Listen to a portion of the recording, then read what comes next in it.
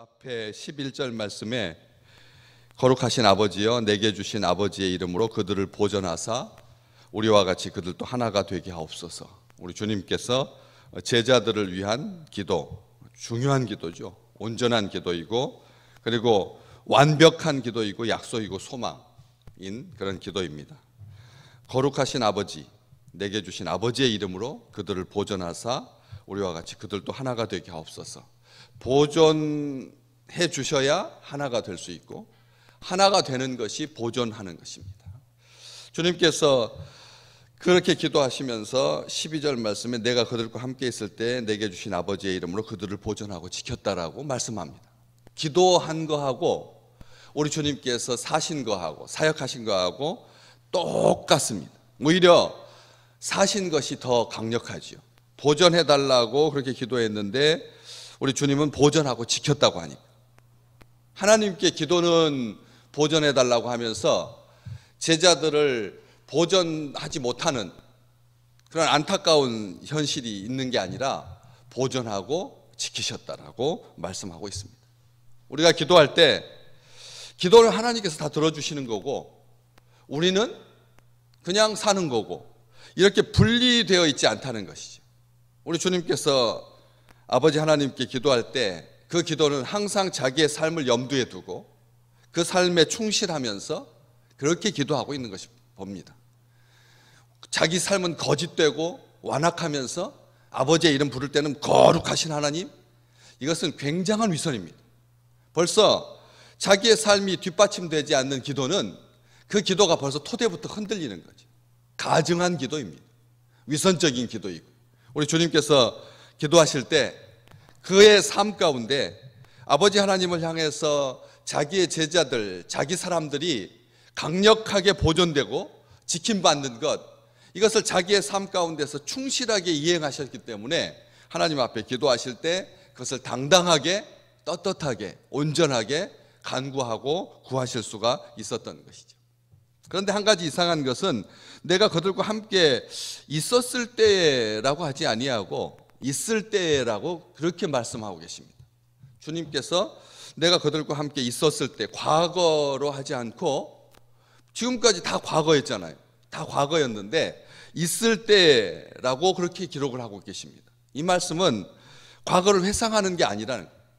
단순하게 과거를 회상하는 것이 아니라 과거에도 있었지만 지금도 그들과 함께 있고 미래에도 그들과 항상 함께 있을 것이기 때문에 주님께서 한결같이 변함없이 영원히 한결같이 변함없이 영원히 특별하게 이 세상 안에 있을 때 이 세상 안에 있을 때 이 세상 안에 있을 때 제자들이 세상 안에 살 때 다시 말하면 우리가 육신을 입었을 때 우리가 육신을 입고 연약하게 흔들리며 살아가고 있을 때 이때보다 더 보존해 주시고 함께 계셔야 되고 지켜주셔야 할 때는 없다는 것이죠. 태초에 하나님과 함께 있었을 때 하나님께서 우리를 작정하셨을 때 미리 아셨을 때 앞으로 우리가 육신을 벗고 떠나서 하나님의 품 안에 안겼을 때 그때도 항상 함께 하시지만 지금 육신을 입고 보이는 것에 제한을 받고 그렇게 안타깝게 살고 있을 때가 우리 주님께서 더욱더 같이 계셔야 할 때라는 거죠. 다시 말하면 우리 주님은 지금도 우리와 항상 함께 계신다는 말씀입니다. 내가 세상에 그들과 함께 있을 때 세상에 있을 때 제자들이 세상에 살 때 아직 완성되지 못한 것 같고 미완성으로 그렇게 부족하게 살아가고 있는 조금만 뒤에 있으면 험한 꼴 당하고 힘들어하고 다 도망가게 될 그런 안타까운 상황에 있는 제자들 이 세상에 있을 때에 더욱 그들과 함께 계신다는 거죠. 그래서 그들과 함께 있을 때에 내게 주신 아버지의 이름으로 이 내게 주신 아버지의 이름을 11절에도 내게 주신 아버지의 이름으로 그들을 보존하사 이 내게 주신 아버지의 이름 이게 우리가 그냥 우리 주님의 언어 습관이 아닙니다. 언어 유희가 아니라는 거죠. 제자들에게 제자들과 함께하고 보존하고 지킬 수 있는 힘의 토대가 되었던 게 뭐냐? 나에게 주신 아버지의 이름. 나에게 주신 아버지의 이름, 그 이름이 제자들을 보존하고 지킬 수 있는 원동력이 되었다는 겁니다. 이건 놀라운 말씀입니다. 내게 주신 아버지의 이름은 신실하신 하나님의 이름입니다.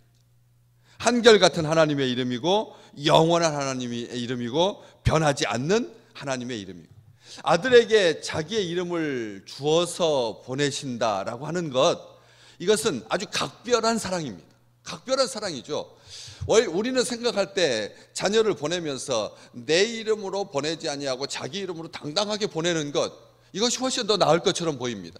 그러나 아버지의 이름을 가지고 아들의 손에 들려서 보냈을 때는 그것은 특별한 어떤 목적이 있는 거죠. 아들의 이름을 주어서 보낼 때 그냥 우리 주님 이름, 자체의 이름, 자기의 이름, 자신의 이름, 본인의 이름 가지고 이 땅에 오셔서 그렇게 말씀해 주시고 사랑하고 구속을 이루시고 고난과 십자가를 당하시고 이러한 부활하시고 해도 아무런 문제가 안 됩니다. 그런데 우리 주님께서 아버지의 이름으로, 내게 주신 아버지의 이름으로, 이게 무슨 뜻입니까? 계속 아버지를 생각하고 아버지의 이름을 영화롭게 하기 위해서, 아버지의 이름을 영광 돌리기 위해서 계속 아버지의 이름을 걸고 하시는 거죠.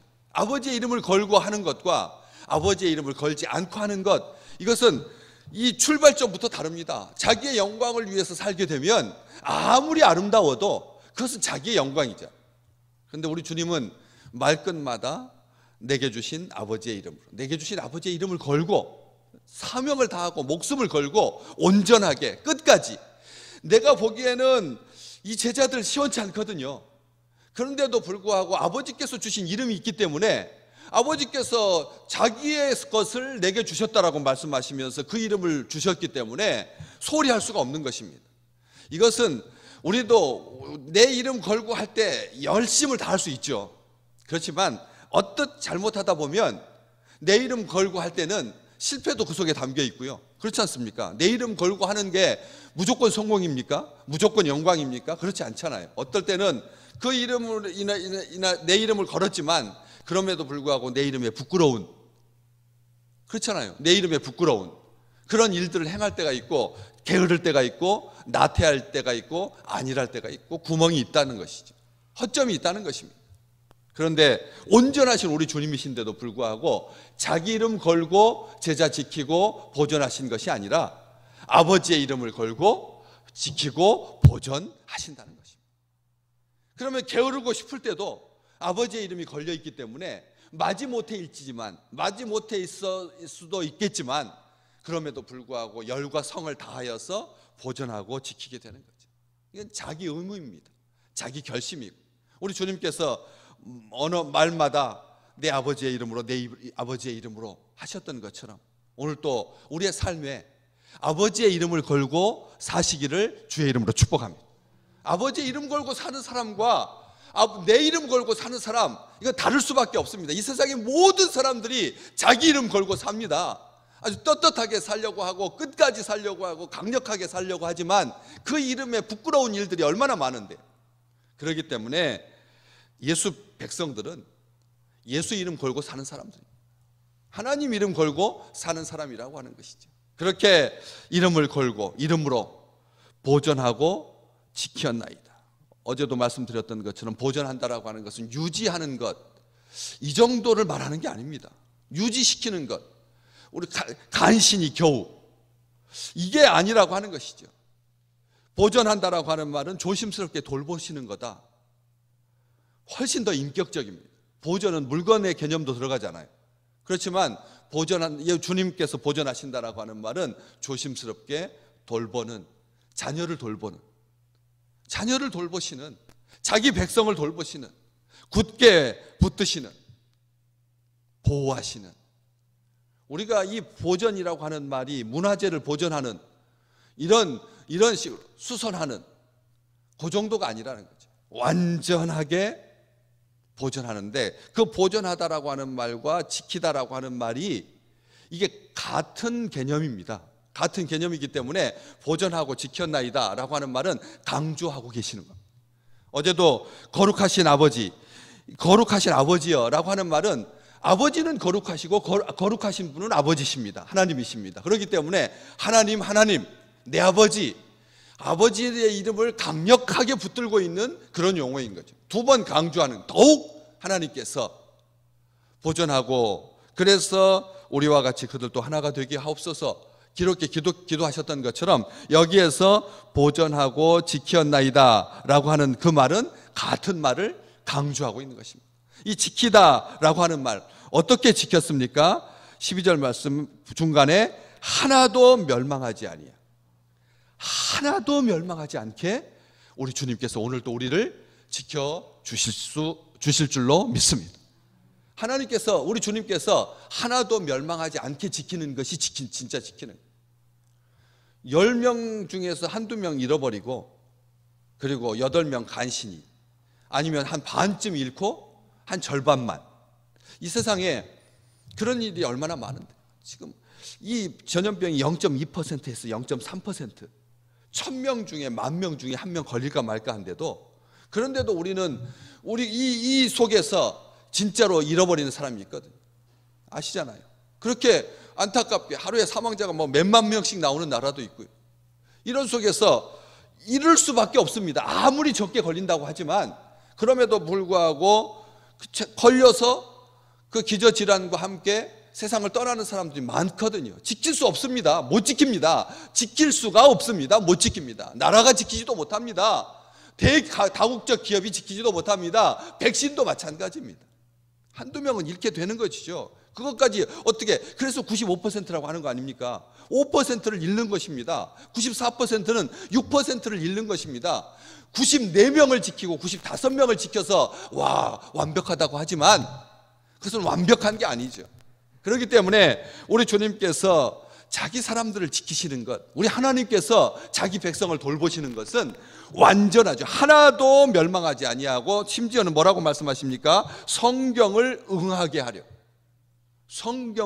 하려고 우리 주님께서 숱한 선지자들을 보내시고 예언자들을 보내시고 사람을 보내시고 이방의 왕을 보내서까지, 이방의 느부갓네살의 입술을 통해서까지 하나님 외에는 다른 신은 없다, 하나님 외에는 다른 신은 없다, 하나님의 이름을 경솔히 말하는 자는 그를 어떻게 하라고? 부러뜨려 버리라.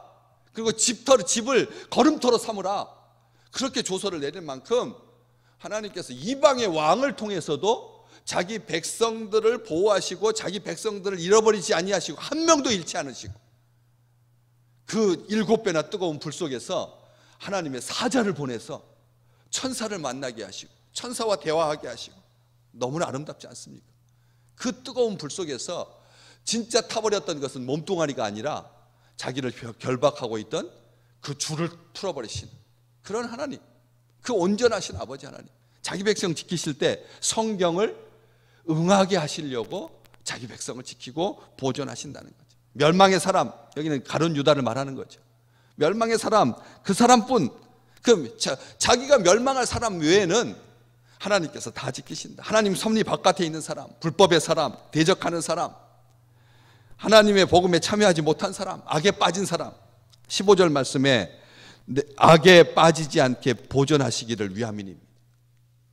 하나님은 악에 빠지지 않게, 악에 빠지지 않도록 그렇게 우리를 보존하고 지켜주신다는 것입니다. 오늘 하나님은 교활한 원수에게서 우리를 겨우 간신히 지키고 보존하고 계신 분이 아닙니다. 우리 하나님은 강하신 팔로 우리를 붙드십니다. 졸지도 아니하시고 주무시지도 않습니다. 그리고 불꽃 같은 눈으로 우리를 사랑하시고 우리를 향하신 이 우는 사자와 같이 삼킬 자를 찾고 있는 이 악한 시대에 자기 백성을 빼앗기지 아니하시는, 보존하고 지키시는 그런 하나님으로 말미암아 오늘이 하나님 앞에 자랑스러운, 하나님 앞에 감격스러운 귀한 날 되시기를 주의 이름으로 축복합니다.